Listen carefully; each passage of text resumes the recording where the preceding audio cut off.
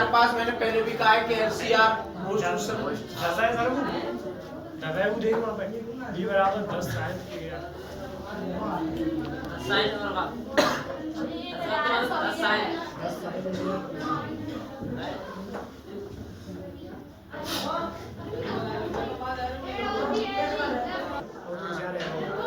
LCR परपथ हमने तुमको पहले ही बताया कि परीक्षा के लिए मोस्ट, या तो आप इसका डेरिवेशन क्लियर करिए या एक न्यूमेरिकल इससे ले लीजिए। कौन सा है ये? L का मान दे रहा है 20 मिली हेनरी है ये। धारता समझाते हो माइक्रोफैरड में होती है। पहले आप इसको लिखोगे तो ये होगा 20 गुणा 10 की पावर माइनस के 3 हेनरी। ये लिखा जाएगा 20 गुणा 10 की 2 गुणा 10 की पावर माइनस 6।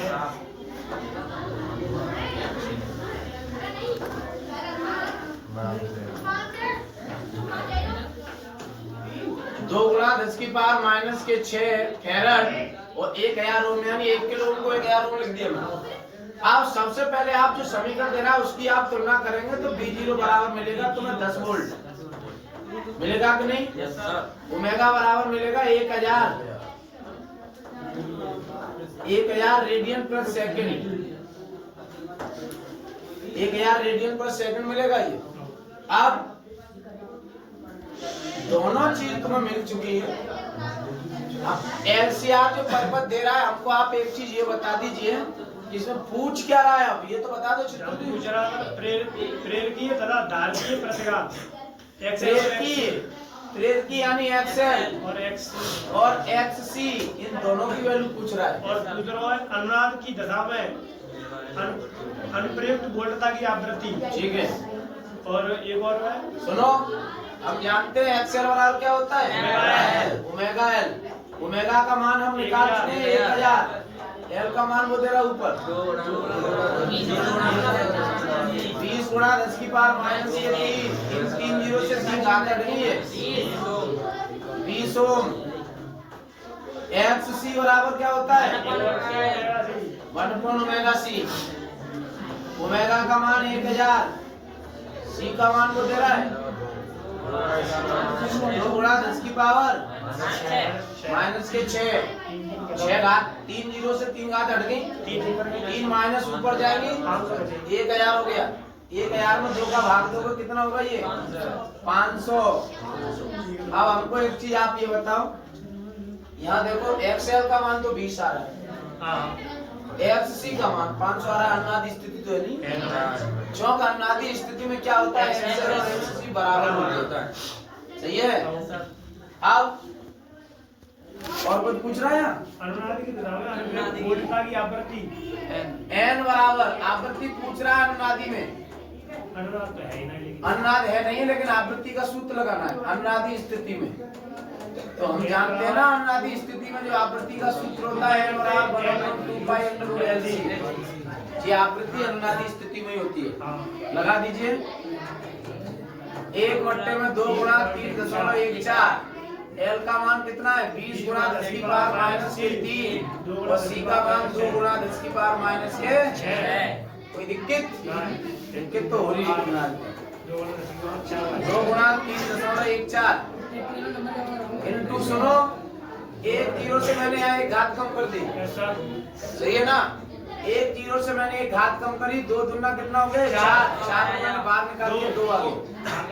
घात कितनी बची? 6 2 8, 8 को बाहर निकालोगे 4। सही है। अब क्या रहेगी बात? ये 4 घात ले जाओ ऊपर तो 1 2 3 4, 4 घात आ गई है।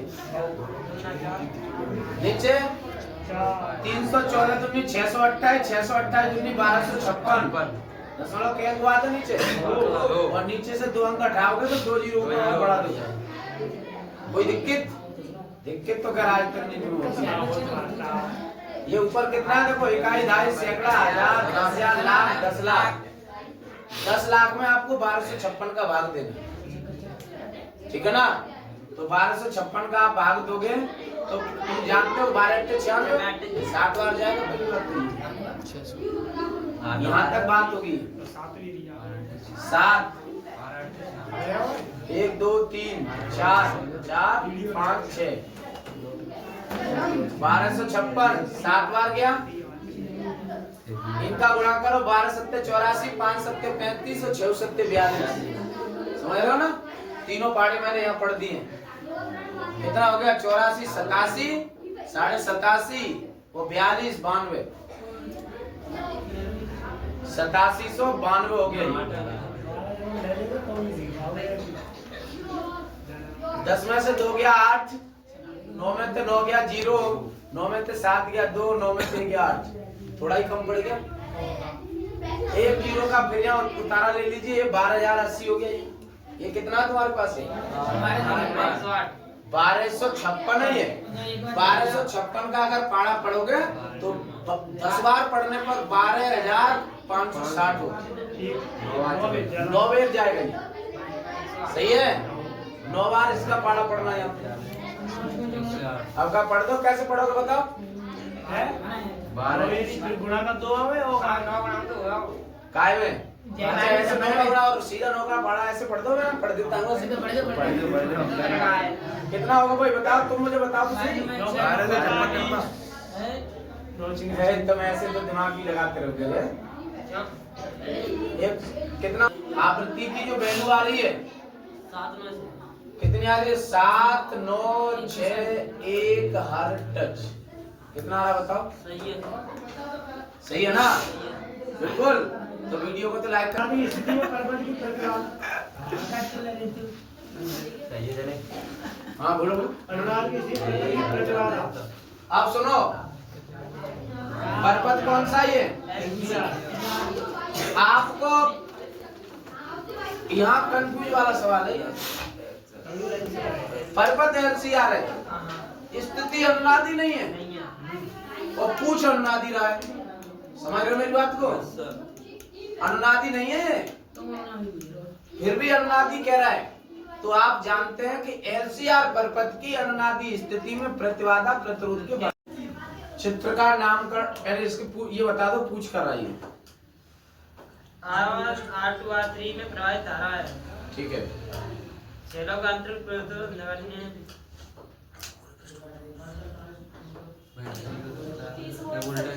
सुन लीजिए, मैंने चित्र का नामकरण कर दिया। A B C D E और यू एफ। ठीक है ना? ठीक है। आप एक इतनी चीज जानते हो कि धारा दंड रूप से निकलती है। धारा सेल के दंड रूप से निकलती है, तो इस वाले सेल से निकलने वाली धारा का मैंने नाम रखा आई। इस वाली सेल से निकलने वाली धारा का नाम रखा मैंने I2। ये दोनों धारा यहाँ के मिलती हैं और यहाँ से इस अंदर को प्रवेश करती है। इसमें जो धारा जाती है वो जाती है I1 प्लस के I2। फिर ये धारा आती है यहाँ पे, तो फिर ये यहाँ पे एक धारा ऊपर को कटती है। उतनी धारा कटेगी जितनी दंड रूप से आएगी। कितनी आ रही थी? I1। तो इस वाली धारा का नाम I1 और इस वाली धारा का नाम I2। ठीक है? अब तुम्हें दिखाई दे रहा है कि चित्र में 2 खंड है। पहला खंड ले लो, A B C E में खंड A B C E A में लोगे किरचॉफ के द्वितीय नियम से। A B C F A में F A में किरचॉफ के द्वितीय नियम से। किरचॉफ का द्वितीय नियम आप जानते हैं? किरचॉफ का द्वितीय नियम क्या होता है? ये धारा और ये प्रतिरोध, तो ये होगा 20I1 प्लस, फिर आप ऐसे करके आओगे और अंदर को जाओगे तो ये भी धारा इधर ही जा रही है 20। अरे 10 ही है, 10I1 प्लस ये 20 है, 20I1 प्लस के 20I2। 20I1 20I2 क्या होता है? सेल तथा प्रतिरोध के सिरों के बीच बहने वाली धारा और उसके बीच लगे हुए प्रतिरोधों के गुणनफलों का योग खंड के साथ लगी हुई बैटरी के विद्युत भाग बलों के योग के बराबर होता है। इनको जोड़ेंगे आप तो क्या होगा? 30I1 प्लस के 20I2 बराबर 10। इसको दे दे समीकरण 1। अब दूसरा खंड ले लीजिए। ये खंड ये वाला ले लो। कौन सा ये C D E F C में, C D E F C में ऐसे करके चले जा रहे हो ऐसे। तो 20I1 20I2 प्लस 10, यहां से धारा ऐसे चलेगी तो इसमें कितनी जा रही है 20I1 I2, फिर यहां से नीचे उतर आई धारा कितनी I2 आएगी केवल या दशों में। तो 10I2 बराबर क्या वोल्ट की बैटरी 30।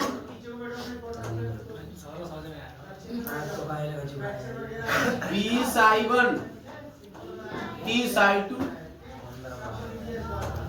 बराबर कितना है समीकरण 2। सुनो अब समीकरण 1 और 2 दोनों तुम्हें मिल चुके हैं। हमको आप एक चीज बताओ कि यहाँ I1 का मान तो 30 है और यहाँ I1 का मान 20 है, घटना तो बराबर ही करनी है।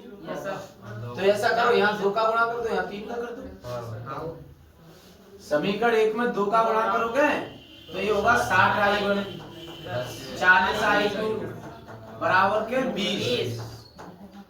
समीकरण 2 में 60I1 90I2 बराबर 90। सही है, यहाँ तक हमें प्रॉब्लम बता दो। घटाने पर धनो धन ऋण धनो धन ऋण धनो धन ऋण कट गया ये। 90 में से गया तो 50I2 बराबर 70 माइनस के वो भी ये भी माइनस का माइनस तो माइनस कट गया, 0 से 0 कट गया। I2 बराबर 1.4 एम्पियर। समझ में आई बात नहीं आ पाई? 5 का 7 में जाके हमने भाग दे दिया, I2 का मान आ गया। I2 किससे सेल से निकल रही है? इस वाले से 30 वोल्ट वाली बैटरी से जो धारा निकल रही है वो 1.4 एम्पियर की निकल रही है। धारा ज्ञात होगी इसको जी। I2 का मान उठा करके किसी एक समीकरण में रख दीजिए। I2 का मान समीकरण 1 में रखने पर जब आप समीकरण 1 में रखोगे तो क्या होगा 30I1 प्लस 20 I2 का मान 1.4 बराबर कितना 10। 30I1 बराबर 14 उधर जाएंगे माइनस के तो बराबर में 4 बचेगा। सही है, माइनस के 4/30। आप भाग तो नहीं जा पाए, दशमलव लगा दिया 40 हो गया। 20 सेकंड 20 और 3 का 9 आंसर। ये I2 का मान आ चुका, वो भी माइनस का ही 0.13 एम्पियर की आ रही है धारा। ये 10 का ये 20 है भाई, ये 20 है, ये 20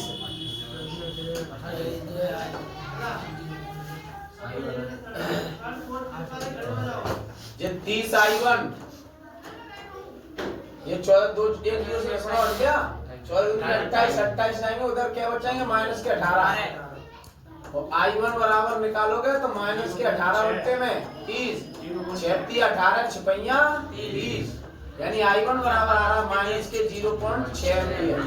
5 का भाग दे दिया ये, 5 का भाग 3 में देने पर 0.6 एम्पियर आ गया। अब हमको दिक्कत बताओ, आप पूछ क्या क्या रहा है हमें ये चीज तो बता दो। धारा है तो सुनो, इस वाले वाले सेल में जो धारा है वो कितनी है I1 का मान कितना है 0.6 यानी 10 ओम में धारा 10 ओम। नीचे वाले का नाम रख दे रहा हूँ क्या R1, इसका नाम है R1। तल में एक तार को 10 सेंटीमीटर त्रिज्या वाले वृत्त के रूप में रखा जाता है। हाँ, ये इस तार को 0.1 सेकंड में खींचकर उसी तल के वर्गाकार रूप दे दिया जाए तो रूप में उत्पन्न औसत विद्युत भाग बन जाती है। सुनो भाई, 100 टेस्ला का चुंबकीय क्षेत्र समझ लो ना। लूप की त्रिज्या दे रहा है कितनी है 10 सेंटीमीटर। और ये क्या है? समय। आपको क्या बता रहा है वो? वर्गाकार। वर्ग का क्षेत्रफल तो जानते हो, तो ये भुजा होगी, ये भुजा होगी। और ये वर्ग का क्षेत्रफल क्या होता है भाई? भुजा उसके होता है कि नहीं? 10 सेंटीमीटर का वर्ग करोगे तो 10 गुणा 10 की पावर माइनस 2 का वर्ग, यानी 100 गुणा 10 की पावर माइनस के 4 मीटर। ठीक है ना? ये आ गया। ये इतने सेकंड तक काम कर रहा है। विद्युत वाहक पूछ रहा है, आप जानते हैं फैराडे का द्वितीय नियम क्या कहता है? जब किसी कुंडली में या पर्वत में विद्युत धारा प्रवाहित की जाती है तो उत्पन्न चुंबकीय फ्लक्स परिवर्तन की ऋणात्मक दर विद्युत वाहक बल के बराबर होती है। E बराबर d बाई ओवर के dt। पढ़ा है कि नहीं? Yes sir. और फाई बराबर भी आप जानते हैं कि फाई बराबर क्या होता है भाई? यहाँ उठा करके रख दी। बी ए बट्टे में dt। बी का मान दे रहा है 100, ए का मान दे रहा है 100 10 की पावर माइनस के 4 और dt का मान दे रहा है 0.1। 2 2 4 4 0 से 4 भाग हट गई ना, इससे 0.1 अंक बाद E बराबर 10 वोल्ट का आंसर। ये और समझ में आ गया? 6.75 6.75। क्वेश्चन जरूरत की ना, ये होता है ले ले सुन लो। दे दिया है। तो लूप का औसत प्रेरक विद्युत वाहक बल। सुनो,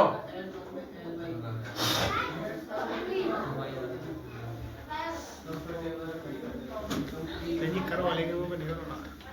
B बराबर A, B बराबर म्यू 0 बट्टे में 2 I अपॉन R, ये होता है लूप के केंद्र पर ये होता है। B का मान दे रहा है, तो B का मान दे रहा है 100 और म्यू 0 का मान होता है 4 पाई 10 की पावर माइनस के साथ I का मान हमें निकालना है बट्टे में 2 और R का मान दे रहा है 10। 1 0 से घात कट गई, 2 से ये कट गया 2 बार, 2 से कट गया 50 बार, 50 बट्टे में पाई। 1 0 से घात कम, एक घात जाएगी ऊपर प्लस की तो घात रहेगी 6 और 6 आएंगी नीचे, वो जाएंगी ऊपर तो प्लस की हो जाएंगी 6 बराबर की आई। 50 गुणा 10 की पावर 6 बट्टे पाई एम्पियर की धारा आ रही है। ये कुंडली है, लूप या कुंडली एक ही बात होती है। इसको जब वर्ग का रूप देते हैं, माना तार की लंबाई L है, ठीक है ना? जी हो गया क्या? सुन लीजिए। फिर जा L लंबाई को हमने क्या किया, ऐसे करके मोड़ दिया, वृत्त बन गया। ये इस वृत्त की त्रिज्या है स्मॉल r। लेकिन आपको यहाँ से पता है, अगर यहाँ से आप चलते हो ऐसे करके और ऐसे करके आते हो तो एक चक्कर हो गया, और एक चक्कर में तय की गई दूरी 2 पाई r होती है, ठीक है ना? जब ये 2 पाई r होती है तो r का मान तो दे रहा है, तो लंबाई भी यहाँ से निकल सकती है, ध्यान रखना। अगर लंबाई तार की निकालोगे तो 2 पाई और r की वैल्यू कितनी है? 10 सेंटीमीटर को मीटर में कर दिया। ये हो गया कितना? 2 पाई 10 की पावर माइनस के 1। इतने मीटर लंबा तार है, सही है ना? अब सुनो, इतनी लंबाई का ये तार बना है। अब इसका क्या बनाया जा रहा है? वर्ग। और वर्ग की चारों भुजा कैसी होती है? बराबर। वर्ग बनाया गया ये। जब वर्ग बनाया गया तो प्रत्येक भुजा की लंबाई कितनी होगी? 2 पाई बट्टे में 4 होगी कि नहीं बताओ? प्रत्येक भुजा की लंबाई 2 पाई बट्टे में 4 होगी, यानी इससे 2 से क्या हो गया? ये कट गया। यानी प्रत्येक भुजा की लंबाई, वर्ग की जो भुजा आ रही है वो भुजा आ रही है पाई बाई 2 10 की पावर माइनस के 1।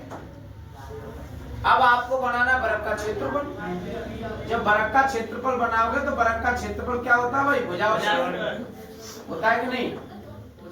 और भुजा उसके भुजा का मान कितना है? पाई बट्टे 2, तो पाई का वर्ग करोगे पाई स्क्वायर और एक घात की 2 घात, तो बट्टे में कितना हो जाएगा? ये क्या लिखा है? Pi square. हम तुम्हें एक चीज और बताते हैं, ये पाई का मान 3.14 होता है। शायद हमने पहले भी बताया होगा कि पाई स्क्वायर का मान 9.8 होता है, ध्यान रखना। सीधा कैलकुलेशन कम समय। पाई स्क्वायर की जगह हमने रख दिया 9.8, 10 की पावर माइनस के 2 बट्टे में 4। बताओ यहाँ तक कोई दिक्कत नहीं है ना। अब 24.5 चौका 98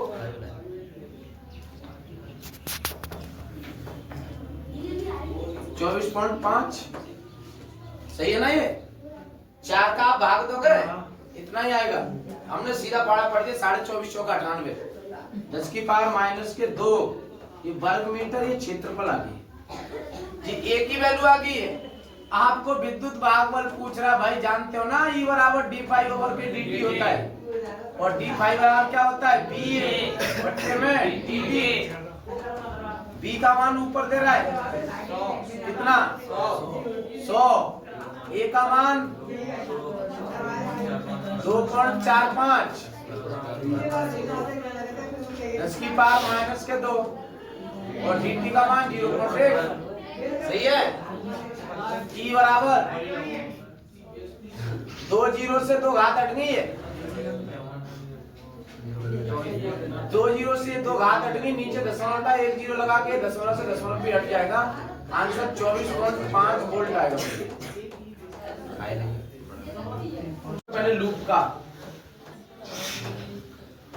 का क्षेत्रफल निकालोगे तो लूप का क्षेत्रफल होगा पाई आर स्क्वायर 3.14। अभी निकाला है। 10 का वर्ग 100 और 2 घात की क्या घात है 2 जीरो से 2 घात कम कर दो।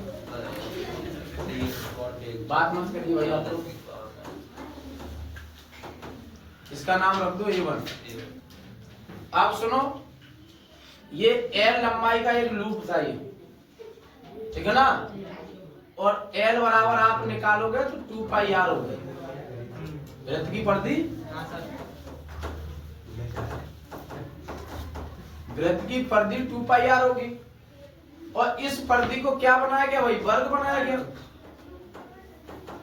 जब इसे वर्ग बनाया गया तो वर्ग का क्षेत्र, वर्ग की भुजा निकालोगे वो कितनी होगी, वर्ग की भुजा, तो यानी जो L लंबाई का तार है उसको बराबर 4 भुजाओं में कर दोगे ना, तो ये 2 पाई आर में क्या कर दोगे, 4 का भाग दोगे कि नहीं दोगे बताओ। तो वर्ग की भुजा आप यहाँ से हल करोगे तो 2 पाई आर का मान 10 और 10 की पावर माइनस के 2, और बट्टे में कितना है 4, 2 से कट गया 2 बार और 2 से कट गया 5 बार, यानी वर्ग की भुजा जो निकल के आ रही है 5 इंटू 10, 5 पाई है भाई, माइनस के 2 मीटर आ रही है। अब क्षेत्रफल निकालोगे तो क्षेत्रफल बराबर क्या होता है भाई, भुजा उसके,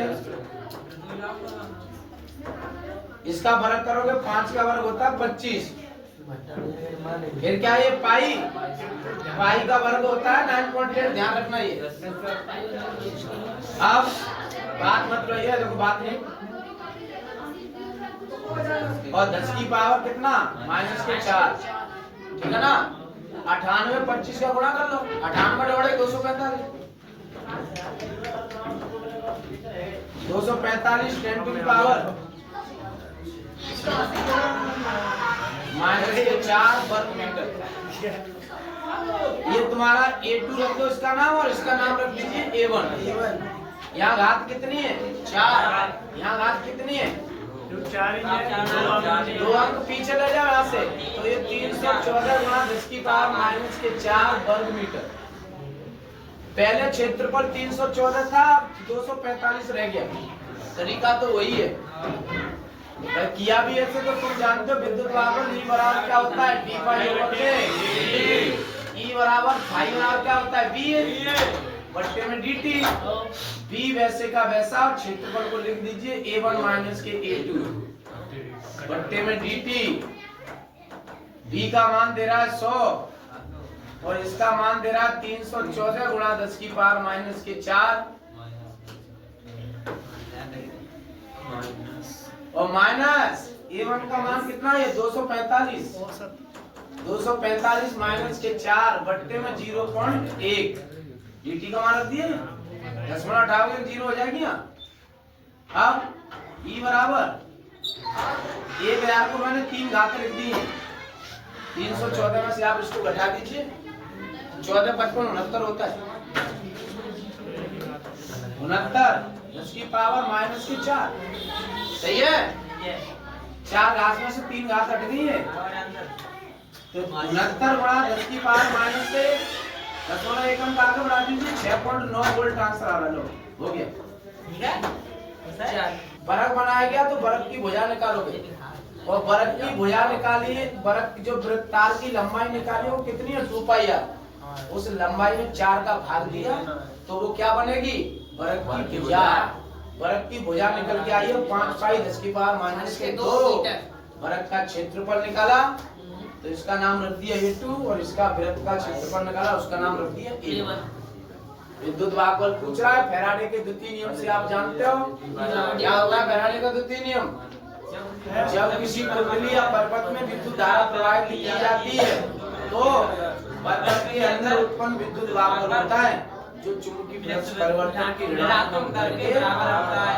इतनी बात समझ में आ गई, वही वाला सूत्र है। Yes sir. I बराबर क्या होता है, B, और A को तोड़ दिए। कोई दिक्कत? तो वीडियो को लाइक करें, सत्येंद्र फिजिक्स पॉइंट चैनल को सब्सक्राइब करें और कमेंट करें।